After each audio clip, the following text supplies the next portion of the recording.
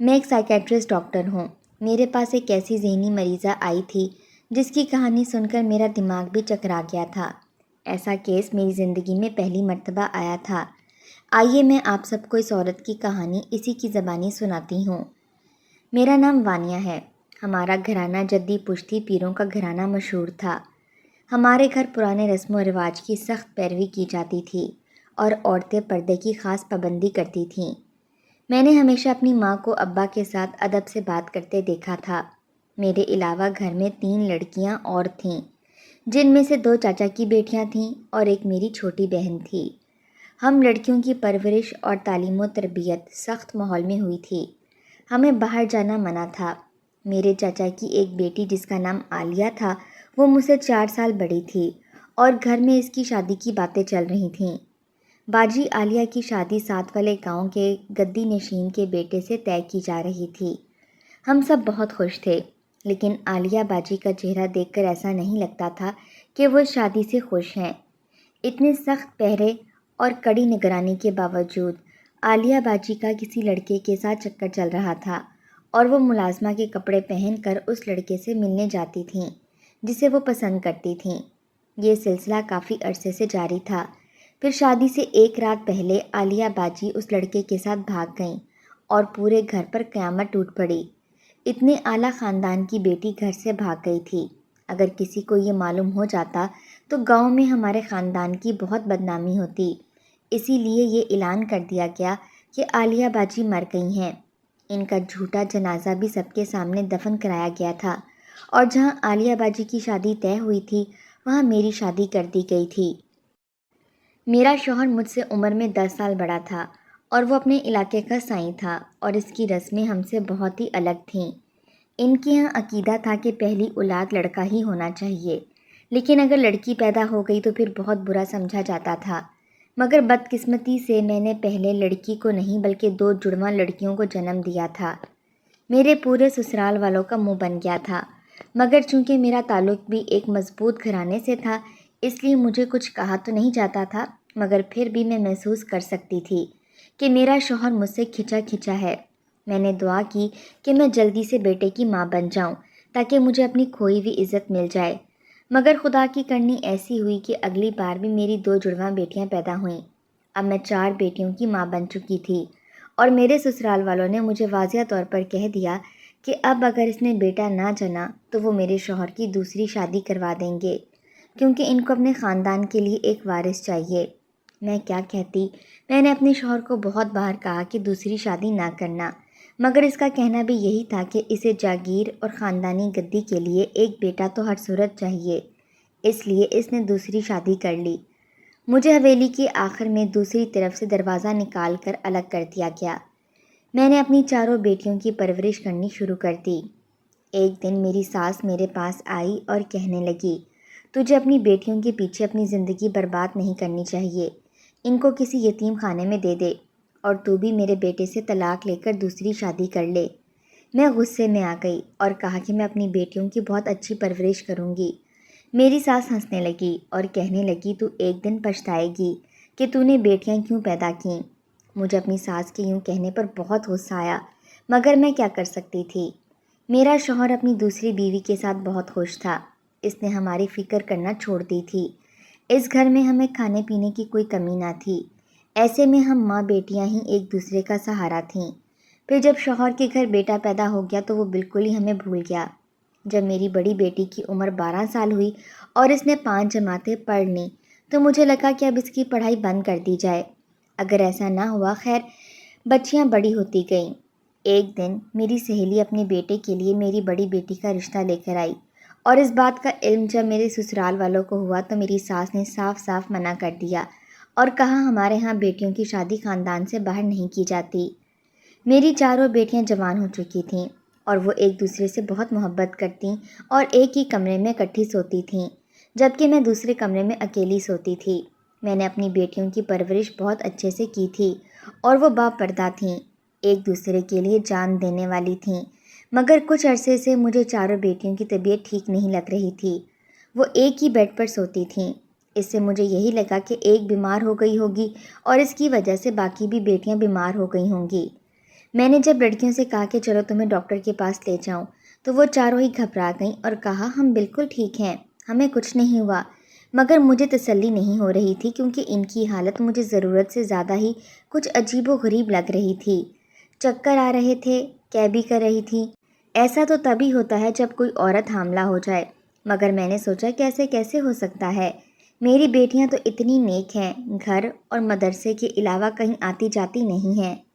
میرے دل میں شک کی جڑیں مضبوط ہو رہی تھیں۔ میں ہرگز بھی یہ سوچنا نہیں چاہتی تھی کہ میری بیٹیاں حاملہ ہیں، مگر جب میں نے ایک دائی کو گھر بلایا تو اس نے چاروں کو ایک نظر دیکھ کر مجھ سے کہا کہ میں ان کا چیک اپ یہاں نہیں کر سکتی، بہتر ہوگا آپ کسی اور ڈاکٹر کو گھر پر مت بلائیں اور ان چاروں کو میرے کلینک پر لے آئیں، کیونکہ ان کی حالت سے مجھے لگتا ہے کہ یہ چاروں لڑکیاں ماں بننے والی ہیں۔ ڈاکٹر کی اس بات سے مجھ پر قیامت ٹوٹ پڑی تھی، یعنی میں جو سوچ رہی تھی وہ سچ تھا۔ ایک ساتھ میری چاروں بیٹیاں حاملہ ہو گئی تھیں، مگر کون تھا وہ جس نے میری بیٹیوں کے ساتھ یہ سب کیا تھا؟ میں نے زندگی میں اپنی بیٹیوں پر کبھی ہاتھ نہیں اٹھایا تھا، مگر اس دن ڈاکٹر کے جانے کے بعد میں نے اپنی بیٹیوں کو بہت مارا تھا۔ مجھے لگا کہ وہ سچ بتا دیں گی کہ یہ گناہ کس نے کیا ہے، پر وہ سب میری مار تو کھاتی رہیں مگر منہ سے ایک لفظ بھی نہیں نکالا۔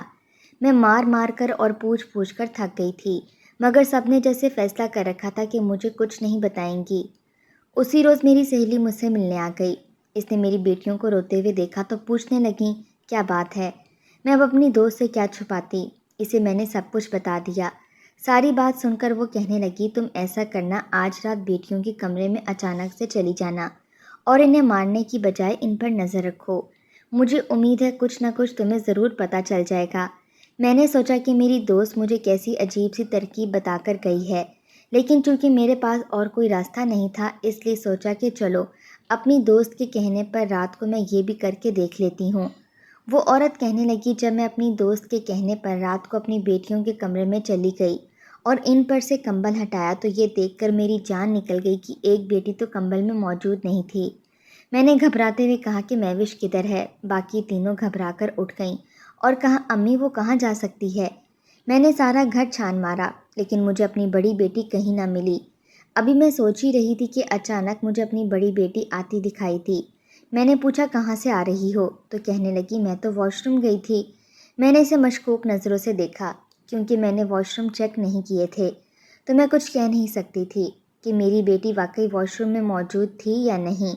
خیر میں واپس اپنے کمرے میں آ گئی اور اس کے بعد میں نے اپنی بیٹیوں پر نظر رکھی، لیکن وہ واقعی گھر سے کبھی کسی فضول کام کے لیے نہیں نکلی تھیں۔ پھر وہ سب ایک ساتھ کیسے حاملہ ہو گئیں؟ میرا دماغ تو بس یہی سوچ سوچ کر پھٹا جا رہا تھا۔ وہ عورت اتنا بتا کر پھوٹ پھوٹ کر رونے لگی اور بولی میں تو یہ بات اپنے شوہر سے چھپا چھپا کر اب ذہنی مریضہ بن گئی ہوں۔ آپ ہی میرے مسئلے کا حل نکالیں، مجھے بتائیں کہ میں کیا کروں۔ اپنی کنواری بیٹیوں کو یوں حاملہ ہوتے دیکھنا کتنی بڑی اذیت ہے، کوئی اندازہ نہیں کر سکتا کہ اس وقت میری کیا حالت ہے۔ سمجھ نہیں آ رہا کہ میں کیا کروں۔ ابھی تو یہ راز مجھے، آپ کو اور میری سہیلی کو معلوم ہے، مگر یہ بات پھیل گئی تو میری بڑی بدنامی ہوگی۔ مجھے آپ کی مدد چاہیے، مجھے بتائیں کہ میں کیا کروں۔ میں نے کہا اپنی بیٹیوں کو کل اپنے ساتھ لے کر آنا اور میں ان سے تفصیل سے بات کر کے معلوم کروں گی کہ ان کے ساتھ یہ سب کس نے کیا ہے۔ وہ کہنے لگی ان کا گھر سے نکلنا بہت مشکل ہے، آپ ایسا کریں میرے گھر پر چکر لگا لیں، اس کی میں آپ کو الگ سے فیس دوں گی اور میں سب کو کہہ دوں گی کہ آپ میری دور کی رشتہ دار ہیں۔ میں نے حامی بھر لی۔ مجھے اس عورت کی بیٹیوں سے ملنے کا شوق ہو رہا تھا۔ میں دیکھنا چاہتی تھی کہ وہ لڑکیاں کیسے حاملہ ہو سکتی ہیں۔ میں نے اپنے حلیے میں معمولی سے رد و بدل کیا اور اس کے گھر چلی آئی۔ اس نے اپنی بیٹیوں سے مجھے اپنی دور کی رشتہ دار کہہ کر متعارف کروایا تھا۔ اس کی چاروں بیٹیاں بالکل ایک جیسی ہی تھیں، سادہ اور معصوم بھی لگ رہی تھیں۔ دیکھنے سے لگ نہیں رہا تھا کہ وہ اتنا بڑا کام کر سکتی ہیں کہ بغیر شادی کے ہی حاملہ ہو جائیں۔ کچھ تو ایسا تھا جو وہ لڑکیاں اپنی ماں سے چھپا رہی تھیں۔ میں نے وہاں 2 سے 3 دن رکنے کا ارادہ کر لیا تاکہ میں ساری صورتحال کا اچھے سے جائزہ لے کر حقیقت تک پہنچ سکوں۔ لڑکیوں کے کمرے میں جانے کے بعد میں نے ان کی ماں سے پوچھا تم ان کی شادی کیوں نہیں کروا دیتی؟ اس طرح تمہاری عزت بن جائے گی۔ جواب میں اس عورت نے مجھے ایسی حقیقت بتائی کہ میرے پیروں تلے سے زمین نکل گئی۔ کہنے لگی میری ان بیٹیوں کی شادی نہیں ہو سکتی کیونکہ ان کے باپ اور میری ساس نے منع کر دیا ہے۔ وہ کہتے ہیں ہمارے ہاں رسم ہے، اگر زیادہ بیٹیاں پیدا ہو جائیں تو ان کی شادیاں نہیں کی جاتیں۔ میں یہ سن کر چونک گئی اور کہا کہ یہ کیسی رسم ہے، ایسا بھلا کہاں ہوتا ہے؟ وہ کہنے لگی یہی تو مسئلہ ہے، زمین اور جائیدادوں کے چکر میں یہ لوگ اپنی بیٹیوں کی شادیاں بھی نہیں کرتے۔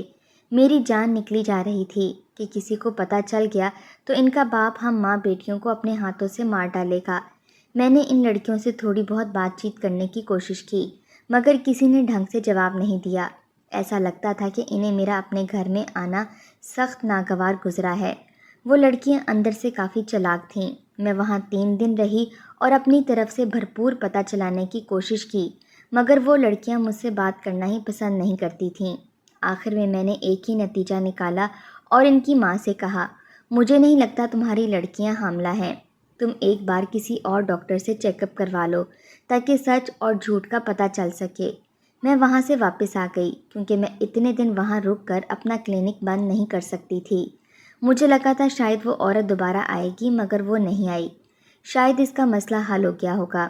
پھر اس بات کو کافی عرصہ بیت گیا، یہاں تک کہ 7 ماہ گزر گئے۔ میں ان سب باتوں کو بھول چکی تھی مگر آج 7 ماہ بعد میرا بھائی جس لڑکی کو میری بھابھی بنانا چاہتا تھا، اسے دیکھ کر ساتوں آسمان میرے سر پر گر پڑے تھے۔ میرا بھائی کافی عرصے سے مجھ سے کہہ رہا تھا کہ وہ ایک لڑکی کو پسند کرتا ہے اور اس سے شادی کرنا چاہتا ہے۔ میں اسے کہتی تھی ٹھیک ہے، تم گھر کا ایڈریس بتاؤ، ہم رشتہ لینے چلے جائیں گے، مگر وہ کہتا تھا میں پہلے اس لڑکی کو آپ سے ملوانا چاہتا ہوں کیونکہ ہمارا ایک مسئلہ ہے جس کو صرف آپ ہی حل کر سکتی ہیں۔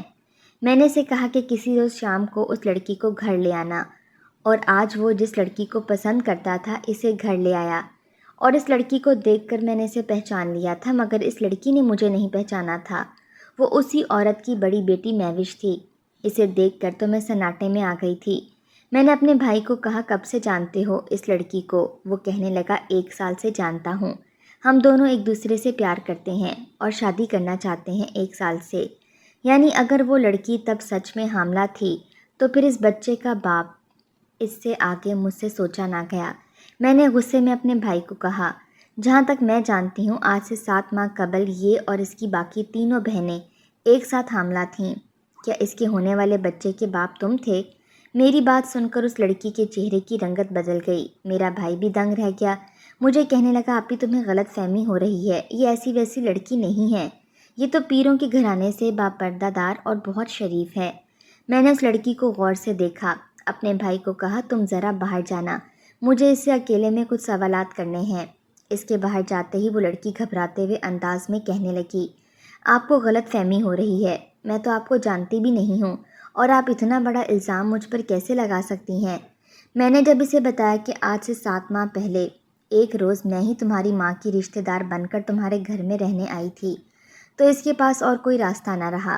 تب وہ لڑکی بہت گھبرا گئی اور کہنے لگی، میرا نام تو آپ جانتی ہی ہیں اور یہ بھی کہ ہم 4 بہنیں ہیں، ہم نے شروع سے صرف اپنی ماں کو ہی اپنے آس پاس دیکھا تھا، باہر کیا ہوتا ہے ہم بہنوں کو معلوم ہی نہیں تھا۔ ہم جیسے جیسے بڑی ہوتی گئیں ہمیں معلوم ہوتا گیا کہ ہمارا ایک باپ ہی ہے، لیکن اسے ہماری کوئی پرواہ نہیں تھی۔ ہم بہنیں ایک دوسرے کے دکھ سکھ کی ساتھی تھیں، ہمیں ایک دوسرے سے بہت پیار تھا، ہم ایک کمرے میں ہی سوتی تھیں، کبھی کبھی ہم کھیلتے ہوئے باہر کی طرف چلی جایا کرتی تھیں۔ ایک روز اتفاق سے ہماری ملاقات محلے کی ایک آنٹی سے ہوئی، وہ ہمیں بہت پیار کرتی تھیں اور ہم مدرسے سے واپس پر اکثر ان کے گھر چلی جایا کرتی تھیں۔ ان کا نام عالیہ آنٹی تھا، وہ ہماری امی کی کزن ہے، کیونکہ ایک روز عالیہ آنٹی نے بتایا کہ وہ پہلے میری امی کے ساتھ رہتی تھیں اور پھر انہوں نے گھر سے بھاگ کر شادی کی تھی، کیونکہ وہ اس خاندان میں ہرگز شادی نہیں کرنا چاہتی تھیں جس میں ان کی شادی ہونے جا رہی تھی۔ اس نے ہمیں بتایا کہ ہمارا باپ کبھی ہماری شادی نہیں ہونے دے گا، کیونکہ اس خاندان کی سالوں سے رسم ہے کہ جب زیادہ بیٹیاں پیدا ہو جائیں تو ان کی شادی نہیں کرتے، کیونکہ ان کو ڈر ہوتا ہے کہ لڑکیوں کو جہیز کی صورت میں جاگیر اور وراثت میں حصہ دینا پڑتا ہے، اسی لیے ہمارا باپ کبھی بھی ہماری شادی نہیں کرے گا۔ مجھے ان باتوں پر یقین نہیں آتا تھا، لیکن ایک دن جب میں نے خود اپنے باپ اور دادی کو باتیں کرتے سنا تو مجھے یقین ہوا۔ میری دادی کہہ رہی تھی کہ اپنی بیوی کو سمجھا دے کہ وہ اپنی بیٹیوں کی شادی کرنے کا خیال دل سے نکال دے، ہم کوئی پاگل ہیں کہ ان لڑکیوں کی شادی کر کے انہیں جہیز میں اچھی خاصی جائیداد دیں۔ میرا باپ کہنے لگا آپ نے بالکل ٹھیک کہا، اماں مجھ سے بھی 1-2 لوگوں نے بات کی ہے مگر میں نے صاف منع کر دیا ہے، میں نے یہ سب عالیہ آنٹی کو بتایا تو وہ کہنے لگیں، میں نے تو پہلے ہی کہا تھا میں تمہاری ماں سے بھی بات نہیں کر سکتی، کیونکہ میں سب سے چھپ کر یہاں اپنے شوہر کے ساتھ رہ رہی ہوں، مگر میرے پاس ایک پلان ہے، تم چاروں اس پر عمل کرو گی تو تمہارے ماں باپ خود تمہاری شادی کروا دیں گے۔ میں نے پوچھا کیسا پلان؟ تو انہوں نے ہمیں بتایا کہ ہم چاروں اپنی ماں کے سامنے حاملہ ہونے کا ناٹک کریں اور وہ ہمیں ایک ایسی دوائی دیں گی جس سے کچھ دنوں کے لیے ہمارا پیٹ پھول جائے گا، مگر اس کا کوئی نقصان نہیں ہوگا، ہمارے گھر والوں کو ہماری شادی کرنا پڑے گی۔ انہی دنوں میری ملاقات آپ کے بھائی سے ہوئی تھی۔ مدرسے سے واپسی پر اکثر ہماری بات چیت ہونے لگی، ہم دونوں ایک دوسرے کو پسند کرنے لگے تھے۔